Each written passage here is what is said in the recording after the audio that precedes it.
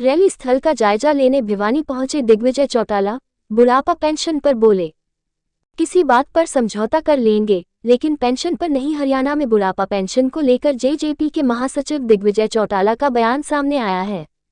Pension 5,100 रू न होने पर एक बार फिर उनका दर्द छलका है। दिग्विजय ने कहा कि लोग भी हमसे पूछते हैं, पर हम किसी बात पर समझौता कर लेंगे, लेकिन पेंशन पर नहीं। जेजेपी नेता दिग्विजय चौटाला भिवानी में रैली की तैयारियों का जायजा लेने पहुंचे थे। इस दौरान उन्होंने हरियाणा के सीएम को बदले जाने की चर्चाओं से लेकर राहुल की यात्रा व विपक्षी आरोपों पर पलटवार किए। बता दें कि हरियाणा सरकार में सहयोगी पार्टी जेजेपी इस बार अपना 5वां स्थापना दिवस भिवानी में राज्य स्तरीय रैली कर मना रही है। रैली की तैयारियों का जायजा लेने जेजेपी के प्रधान महासचिव दिग्विजय चौटाला रैली स्थल पर पहुंचे। इस दौरान वो मीडिया से भी मुखातिब हुए और रैली व अन्य मुद्दों पर अपनी राय रखी। सबसे पहले दिग्विजय चौटाला ने बताया कि ये रैली पहले की सभी रैलियों के रिकॉर्ड तोड़ेगी। इसमें हमारे पार्टी के नेता व हीरे मोती समान लाखों कार्यकर्ता पहुंचेंगे। उन्होंने कहा कि ये रैली जेजेपी के लिए प्रतिष्ठा का सवाल है और ये रैली आने वाले समय में जेजेपी की दशा तय करेगी। वहीं हरियाणा कांग्रेस अध्यक्ष उदय भान के सवालों पर कहा कि हरियाणा सरकार के गठबंधन को लेकर कांग्रेस या इनेलो को चिंता करने की जरूरत नहीं, वो हमारी नहीं बल्कि खुद की चिंता करें। इसके साथ ही उन्होंने राहुल गांधी की भारत जोड़ो यात्रा पर कटाक्ष किया और कहा कि राहुल का संघर्ष देर सवेर कभी ना कभी रंग लाएगा, लेकिन अभी तो कांग्रेस रोज टूट रही है। राजस्थान इसका उदाहरण है। गुजरात में भी कांग्रेस कमजोर हो रही है।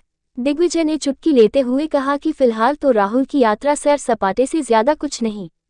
हरियाणा के सीएम मनोहर लाल को बदले जाने की चर्चाओं को उन्होंने बेबुनियाद बताया और अध्यापकों की भर्ती में गरीब तबके के बच्चों को 50 नंबर देने की पॉलिसी पर आकलन करने की बात कही। जननायक जनता पार्टी के 5वें स्थापना दिवस की तैयारी में लगे हुए हैं। दिग्विजय चौटाला जी जो जननायक जनता पार्टी के प्रदेश के मुख्य महासचिव हैं, वो आपके बीच में हैं।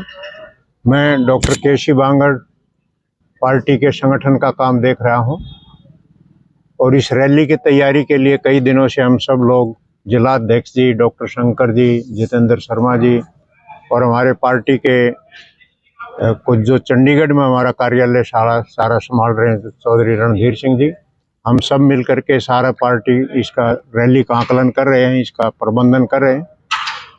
और आज आपके बीच में आप लोग आए, आपका अभिनंदन है। और पार्टी के 5वें स्थापना दिवस को हम भिवानी की इस पावन धरा पर मनाने का काम कर रहे हैं।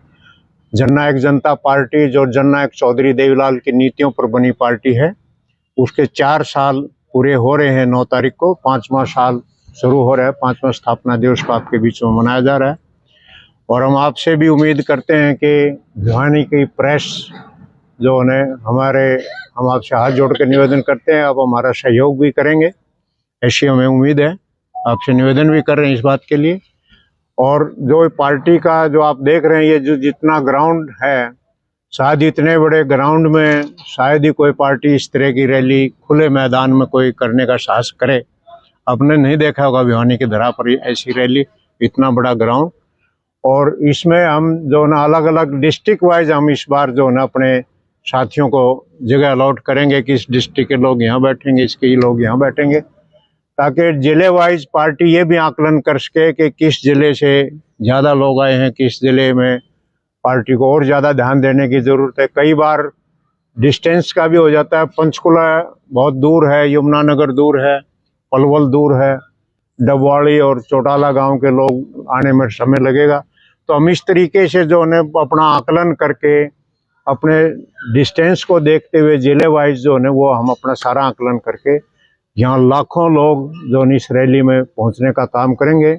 और यहाँ सबके बैठने की व्यवस्था कर रहे हैं। सबके लिए पानी का प्रबंध किया जा रहा है। हर सीट के ऊपर जो है पानी भी पहुँचाया जाएगा। सबके बैठने की व्यवस्था होगी। जो है आधुनिक तरीके का जो भी आपका मीडिया का सिस्टम है, इलेक्ट्रॉनिक मीडिया का, और पूरे वर्ल्ड में ये रैली जो है जो आप दिखाएंगे वो पूरे वर्ल्ड में जाएगी।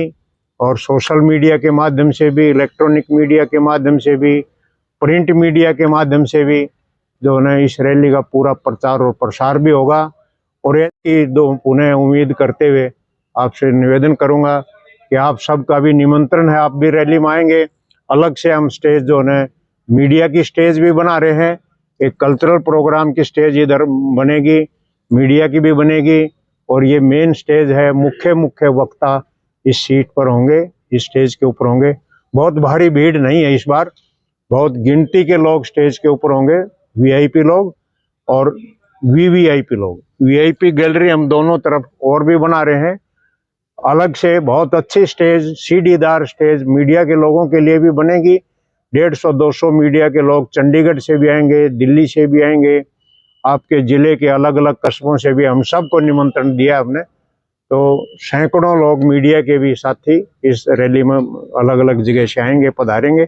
सबके बैठने की व्यवस्था होगी, खाने पीने की सबकी अच्छी व्यवस्था होगी, और पूरे प्रबंध के साथ, पूरी तैयारियों के साथ जननायक जनता पार्टी अपने इस त्यौहार को, स्थापना दिवस को एक त्यौहार के रूप में मनाने का काम करेंगे। आपके सहयोग की अपेक्षा है। आपने मेरी बात सुनी, बहुत बहुत धन्यवाद। पार्टी के अध्यक्ष विजय गोठरा जी, शिवशंकर भारद्वाज जी, भिवानी का मीडिया परिवार जिसका सहयोग निरंतर हमें मिलता है, आज आप लोग आए, मैं आपका स्वागत करता हूं। निश्चित तौर पर जैसे मेरे से पहले डॉक्टर बांगड़ ने कहा और पूरा इंट्रोडक्शन इस रैली के बारे में आप लोगों को देने का काम किया, मैं भिवानी के प्रभारी के तौर पर भिवानी के प्रत्येक गांव के अंदर, शहर के अंदर, कस्बों के अंदर, जहां जहां भी संभवतः हो पाया, सैकड़ों गांव हमने कवर किए, ज्यादा से ज्यादा कॉलोनीज हमने कवर की। मैं बड़े विश्वास से कह सकता हूं कि एक रैली हमने पांडु पंडारा में देखी थी, जींद में। मीडिया के लोगों ने भी उसके आंकलन के तौर पर यह कहा गया था कि ये हिंदुस्तान के इतिहास की बड़ी रैलियों में इसकी गिनती शुमार होगी। मैं भविष्य को आंक तो नहीं सकता, ना देख सकता, ना मैं कोई ज्योतिष पंडित हूं, मगर मैं इतना जरूर कह सकता हूं कि जो उत्साह है, बहुत लंबे अरसे के बाद ऐसा उत्साह हमें भी जो 10-12 साल का एक्सपीरियंस है उसमें हमने देखा है। और मैं बड़े विश्वास से कह सकता हूं कि पांडु पंडारा की रैली से बड़ा पर्व, बड़ा त्योहार हम आने वाली 9 तारीख को भिवानी में मनाने जा रहे हैं। महिलाओं में बहुत ज्यादा उत्साह है, युवाओं में बहुत ज्यादा उत्साह है। कल की कुछ तस्वीरें सोशल मीडिया ग्रुप्स में वायरल हो रही हैं, जहां जहां दुष्यंत चौटाला जी गांव में जा रहे हैं, प्रत्येक गांव में हजारों की संख्या में लोग निकल करके आ रहे हैं। हल्का स्तरीय जो सभाएं होती हैं वो गांव के स्तर पर हो रही हैं। इतना उत्साह देख करके मैं ये आंकलन कर रहा हूं, और आपके सहयोग की कामना इसके साथ करते हुए, जैसे भिवानी के पत्रकारों का, मीडिया का सहयोग हमें सदैव मिला, ऐसा ही भविष्य में मिले और ये रैली कामयाब हो। इन्हीं विचारों के साथ जो है मैं फिर से आपका धन्यवाद करूंगा, और मुझे भिवानी से उम्मीद है कि लगभग 50,000 लोग भिवानी जिले के इस सभा में सम्मिलित होंगे, शामिल होंगे। और दादरी भिवानी, क्योंकि पुराना भिवानी जिला है, अगर इसको जोड़ लें तो ये आंकड़ा 70-80 हजार से भी ऊपर जाएगा। तो बहुत बड़ी रैली इस वर्ष होने जा रही है। इसी पॉजिटिविटी के साथ आप सबका धन्यवाद है। नहीं, ये सोच, हमारी सोच तो देखो ये स्पष्ट है कि हम गरीबों को प्राथमिकता देने की पक्षधर सरकार रही है। जिसकी इनकम कम है उसको जरूरत ज्यादा है। तो इस सोच को लेकर के अगर सरकार इस तरह की कोई पॉलिसी, अभी तो आई नहीं है, जब आएगी उसको हम पढ़ेंगे। नहीं, ऐसा नहीं होना चाहिए, किसी के साथ अन्याय नहीं करेगी सरकार। मुझे कोई पॉलिसी अगर आई है ड्राफ्ट होके तो उसको हम उसका आंकलन करेंगे। अभी तो कल कोई बात कही गई है, नहीं मैं से सहमत हूं, मगर अभी इस तरह की कोई चीज सामने आएगी कागज पर तो उसका आंकलन होगा। बाकी किसी भी पढ़े लिखे के साथ, किसी भी लायक व्यक्ति को ये उसका फंडामेंटल अधिकार भी है और सरकार भी उसको रोक नहीं सकती। नहीं रोक, मैं तो सरकार में हूं नहीं, मैं तो पार्टी में हूं। मेरी इच्छा ये है कि बुजुर्गों की पेंशन 5100 हो और उसके लिए 2024 का इंतजार ना करना पड़े। मेरी सोच है कि वो जल्द से जल्द हो, इस साल हो या अगले साल हो जाए। बुजुर्ग भी, हम जब गांव में जाते हैं तो हमारे से पूछते हैं सवाल को, तो हमें उनको जवाब देना है। और जब सहमति 2 पार्टियों के बीच में बनी थी तो इस बात को लेकर के बनी थी कि 5100 पेंशन होगी, एक मुश्त नहीं, उसको जो है ना सामान्य तौर पर हर वर्ष बढ़ाया जाएगा। मगर जितनी बढ़ाई जानी चाहिए थी उतनी अभी तक नहीं बढ़ी। इस वर्ष की पेंशन भी नहीं आई, बढ़ी नहीं है मतलब। तो वो इन चीजों को लेकर के दुख तो होता ही है, और निश्चित तौर पर हम किसी भी चीज के लिए कॉम्प्रोमाइज कर सकते हैं, इस चीज के लिए कॉम्प्रोमाइज नहीं करेंगे। अदर स्टेट से कॉम्प्रोमाइज नहीं नहीं, ये हमारी पार्टी का स्थापना दिवस है। इस पे हमारी पार्टी के लोग, हमारी पार्टी के नेता और नेताओं से भी ज्यादा महत्वपूर्ण हीरे और मोती समान पार्टी के कार्यकर्ता साथी, चौधरी देवीलाल जी की विचारधारा में विश्वास रखने वाले वो सब लोग, वो लाखों लोग एकत्रित होंगे। ये मुझे समझ नहीं आ रहा कि दूसरी पार्टियां इतना चिंता क्यों कर रही है। कभी कांग्रेस चिंता कर रही है, कभी आईएनएलडी चिंता कर रही है, कभी कोई डेट्स दी जा रही हैं कि इससे पहले टूट जाएगा। वो अपने आप को संभालें, वो अपनी आप की चिंता करें। हमारा गठबंधन है, या तो बीजेपी का कोई व्यक्ति कुछ बोले या जेजेपी का व्यक्ति कुछ बोले तो मैं मानता हूं कि आप मीडिया के लोगों को उसको तवज्जो देनी चाहिए। वो तीसरा आदमी हमारी चिंता कर रहा है कि हमारे घर में क्या हो रहा है या हमारे अलायंस में क्या हो रहा है, ये तो बड़ी हाई जो है ना हास्यास्पद सी बात। इस महीने हरियाणा में आ रही है तो क्या रहेगा इस प्रकार देख नहीं, ये उनका देखा कि वो पूरे देश की यात्रा कर रहे हैं, बट साथ ही साथ कांग्रेस के लोग छटकते जा रहे हैं। कांग्रेस अंदर ही अंदर कमजोर होती जा रही है। राजस्थान का एक बड़ा यूनिक एग्जांपल है। आज दिल्ली के रिजल्ट्स आ रहे हैं, कांग्रेस 31 सीटों से 11 पर पहुंच गई। ऐसे समय पर जब देश के अंदर इतनी बड़ी यात्रा कांग्रेस उसको मान रही है, तो कांग्रेस की मजबूती कहीं तो नजर आनी चाहिए। मुझे ऐसा लगता है कि गुजरात के अंदर कांग्रेस को बुरी पराजय हासिल होगी। पिछली बार बहुत सीटें वो जीते थे, इस बार उनका आंकड़ा कम जाएगा। तो यानी वो सिर्फ एक यात्रा तो है, एक सैर सपाटा तो है, उससे ज्यादा उसका कोई इंपैक्ट धरती पर आज नजर आए ऐसा मैं नहीं मानता। मगर कभी भी किसी संघर्ष को, किसी भी स्ट्रगल को अन्यथा नहीं लेना चाहिए। वो यात्रा कर रहे हैं, कभी ना कभी उसके परिणाम जरूर आएंगे। आज हाल फिलहाल में मैं नहीं मानता कि उसका कोई कांग्रेस के लिए सुखद परिणाम है या उसका कोई वो दिख रहा है, नजर नहीं आ रहा। सर, आम आदमी पार्टी को किस प्रकार देख रहे हैं? जैसे दिल्ली एमसीडी में उनका मेयर बनने जा रहा है, गुजरात में भी एंट्री होगी। नहीं, गुजरात में एंट्री तो मैं कल रिजल्ट के बाद मानूंगा, आज नहीं मानूंगा। मगर एमसीडी के अंदर, क्योंकि वहां उनकी सरकार है और लंबे समय से दिल्ली में एक ही बात कह करके वो सत्ता में आए हैं कि आधी सरकार है, पूरी सरकार तब होगी जब एमसीडी होगी। तो दिल्ली की जनता ने शायद उनको, अभी रिजल्ट्स पूरे नहीं आए हैं, बट शायद उनको एक अवसर दिया है कि लो पूरी सरकार हम आपको देते हैं और जिन मुद्दों पर आप बन करके आए उनको पूरा करें। हरियाणा में किस प्रकार देख रहे हैं सर उनका जो संगठन? नहीं, हरियाणा में तो आपने आदमपुर में देखा, और जो है ना कोई ज्यादा अच्छा रिजल्ट्स उनके नहीं रहे हैं। यहां पर लीडरशिप लैक करती है, उनके पास लीडरशिप नहीं है हरियाणा में। जहां भी वो जीते, दिल्ली में जीते केजरीवाल जी के नाम पर, पंजाब में जीते भगवंत मान जी के नाम पर, अन्यथा जहां जहां भी आम आदमी पार्टी लड़ी वहां उनको बुरी डिफीट मिली, क्योंकि कोई लीडरशिप, कोई चेहरा नहीं था।